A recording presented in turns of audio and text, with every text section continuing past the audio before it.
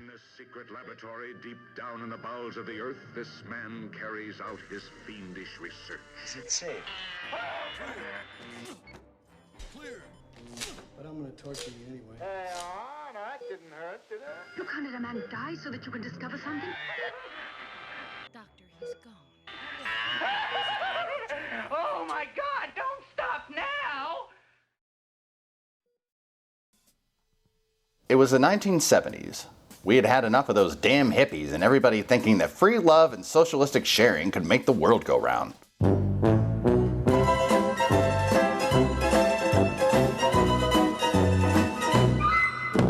That's right, we needed a world of, yeah, rogue gunmen who weren't burdened by our laws and rules. You know, like this here feller.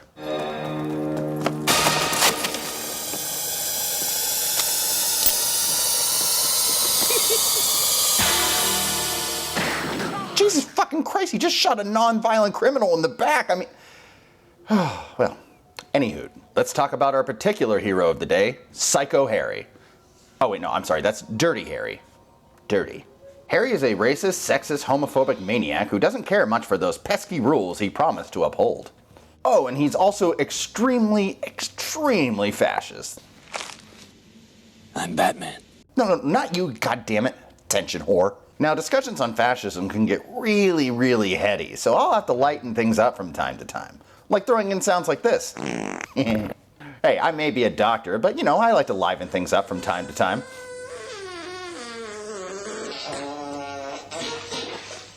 Okay, that's enough. Now, Webster's dictionary defines fascism as sexual intercourse involving anal or oral copulation.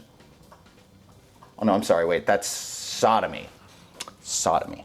The true definition is a political philosophy, movement, or regime, such as that of the fascisti, that exalts nation and often race above the individual, that stands for a centralized autocratic government headed by a dictatorial leader, severe economic and social regimentation, and forcible suppression of opposition. Now, does that definition work precisely for Dirty Harry? Not to the T, but the definition has more linguistical complexities these days and can mean a lot more. But before we dive too far into that, let's look at some of the other many issues this movie has going for it.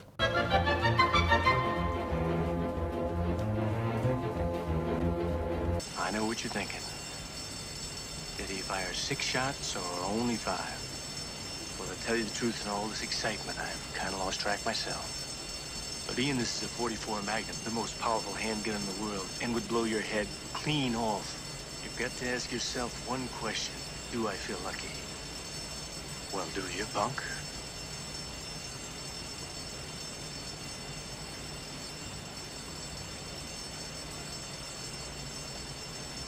So a dying man who happens to be black speaks in a way that old boomers would call bubonics. Now, let us keep in mind that those lines are written by a white man for a white audience to enjoy a powerful white man shoot a defenseless person with a giant symbolic cock. This scene doesn't even really feel like it needs to be in the film, and it's really just here to be filling the insatiable bloodlust of the audience. I got to know.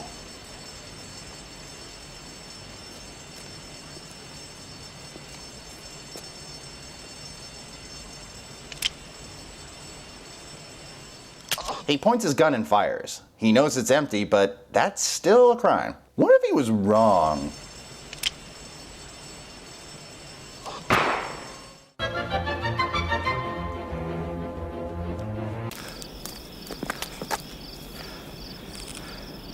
I'm Callahan. My friends call me Alice. I will take a dare. Ew, butt stuff. A lot of people have pointed out that they feel that the Scorpio character is somehow overly feminine and an indictment of homosexuality. My, that's a big one. A lot of outdated reviews of this movie suggest that Scorpio is actually flirting with Harry. First off, I don't know exactly what these people think flirting is, but I don't think that this part could actually be further from the truth. To be honest, it feels more like he's mocking him, like he's overcompensating for something, if you know what I mean. A big boost of confidence, a little more self-esteem, and a very happy Mrs. at home. I think that in the 1970s, the fact that Scorpio is shown as not overly masculine and what could be perceived as quote-unquote feminine makes him not a stereotype for gays. That says a lot more about Nixon's America than it does about the filmmaker's intent with this character, in my opinion. But this movie does hang its whole hat on the idea that there's an entire generation of no-job-having, long-haired, social inept, nihilistic, non-conforming longhairs who have turned this country into a hellhole. You know what we need? We need a hero. A stern, hot dog-eating, no-nonsense controlled racist with a big dick gun who doesn't care about due process or the legal system in general. So let's jump to fascism. The key thing we need to acknowledge is that the main villain of this movie, Scorpio, I'm assuming he was born in November, has no actual character whatsoever. I guess what they were going for is the idea of Charles Manson and the Zodiac Killer having a love child at Altamont. Now why is that? Well, in my medical opinion, it has to relate to how often we see criminals in the media. We don't learn about them. We don't usually learn about the psychological reasons for how they became the way they are. He's an avatar for whatever the audience sees as the easily moral scapegoat for the world that they live in. Yeah, it's Scorpio's fault I can't get a tank of gas. Giving character depth isn't intended to excuse behavior, but rather to stop the mindset that due process is not really needed and total soulless monsters just roam the street. Now, is Scorpio an indictment on hippies? I can see how one could make that connection. But the director of the film went out of his way for Scorpio to use Nazi clothing, German weaponry, and often he targets minorities. So long story short, I don't think old Zodiac over here was ever hanging with wavy gravy. So I feel like the film wanted to have its cake and eat it too. Have him come off as this blitzkrieg bully while looking like one of the band members of the Zombies. Towards the end of the second act, Zodiac informs the police that he has kidnapped a woman and she will suffocate unless they pay him $200,000. Harry just already assumes she's dead and suggests instead of doing anything, they just say fuck it and go for 2-for-1 margs at the Bees. And a little bit of chicken fried. Okay, that second part wasn't true, but he did infer doing nothing. They have Harry deliver the money, and it goes, shall we say, badly. Apparently a diet of nicotine and spite does not do a hairy body good. Good news does come when Harry and his partner get a hot lead that helps them track down Scorpio. They entered the stadium without a warrant, which should help Scorpio walk immediately, and Harry chases the most dangerous member of the Partridge family, shooting an unarmed man in the back.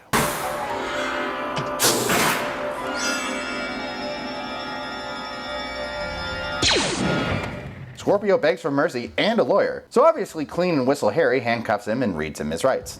I said, where's the girl? I have the right for a life. Where's the girl? I have the right for life. Touch it, please. I have rights for life.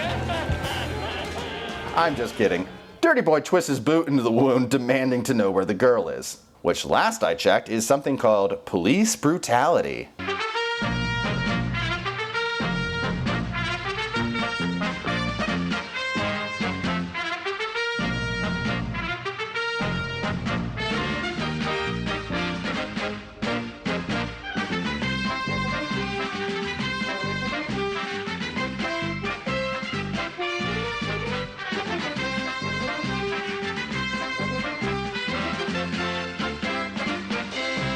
And wouldn't you know it, Scorpio goes free!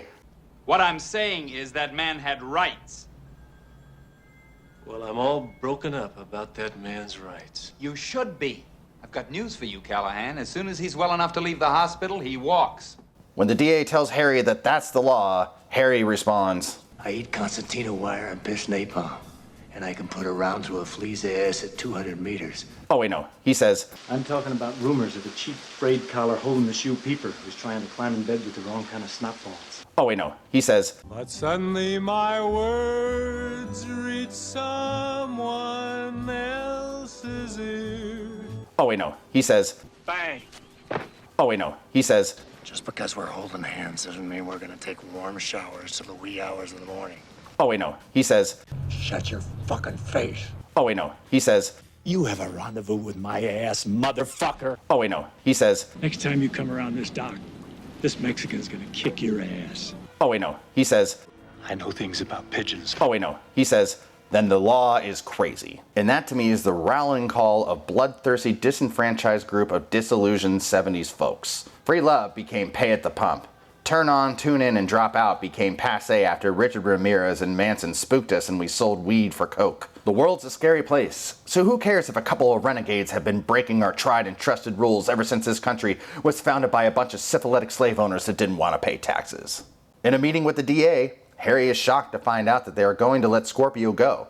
Well, shit, turns out there are rules to being a police officer. Yeah, that's what my captain keeps telling me.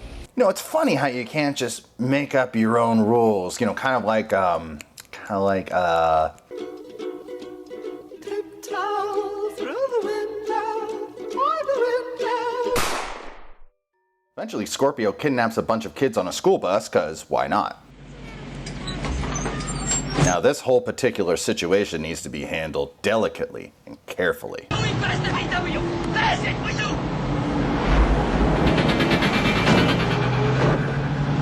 Oh wait, never mind. Harry just jumps on the bus, putting everybody's life in risk. Harily, Harily, Harily, barely will make your life a scream. Of course, because this is a movie, none of the kids are actually hurt, and Mr. No Rules McAss-Kicker saves the day. He shoots Scorpio and throws his badge away. Now, there are a lot of theories as to what this scene could mean, but let's take it straight from the horse's mouth. Hello.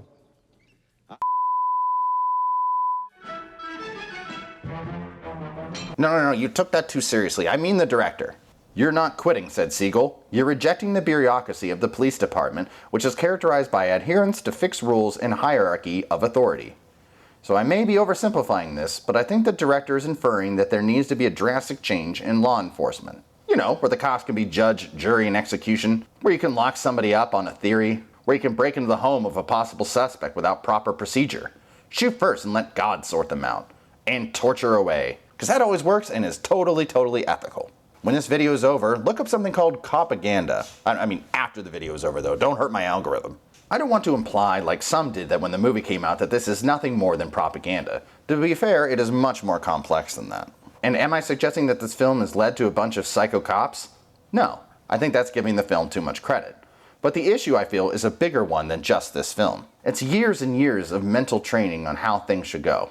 Godard once said the film is not a reflection of reality, but rather the reality of reflection. So while this film is not a starting point of an ideology, but rather an existential capability for rising change in public and philosophical discourse.